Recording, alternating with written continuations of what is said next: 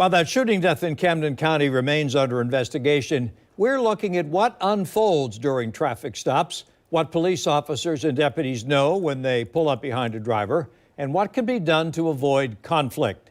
News4JAX reporter Vic Micolucci spoke with a retired police supervisor on what law enforcement sees.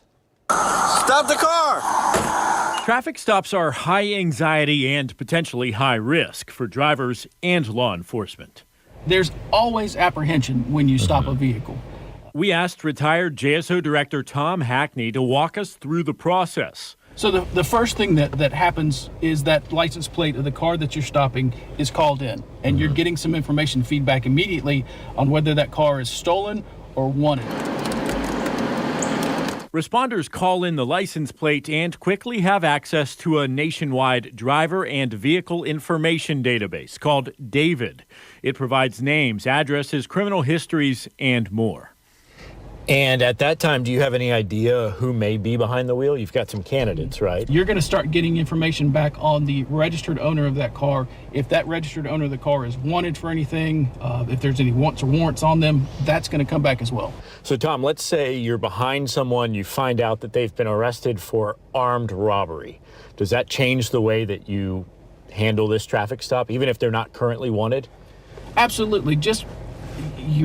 It heightens your awareness, especially when there's any kind of crime that's a history of violence, or especially a firearm that's involved, because you want to make sure that that this isn't another incident where somebody could be armed.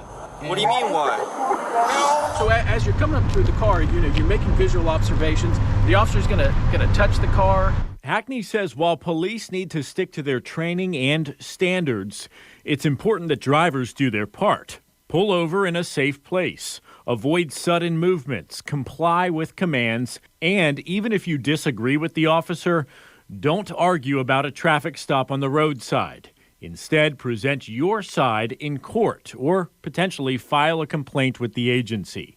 It's unlikely arguing with an officer at the scene will help your case. And while the deadly traffic stop in Camden County is still under investigation and details aren't clear, Hackney says even an unarmed subject could be shot justifiably if the deputy's life is in danger. And in this case, especially with what we know, which is limited information, that a taser was used as well as a baton was used. If you've gone through some of those tools and you still feel like your life is in jeopardy, it may reach that point that deadly force is justifiable. That's why he says never get physical. Vic Micolucci, Channel 4, the local station.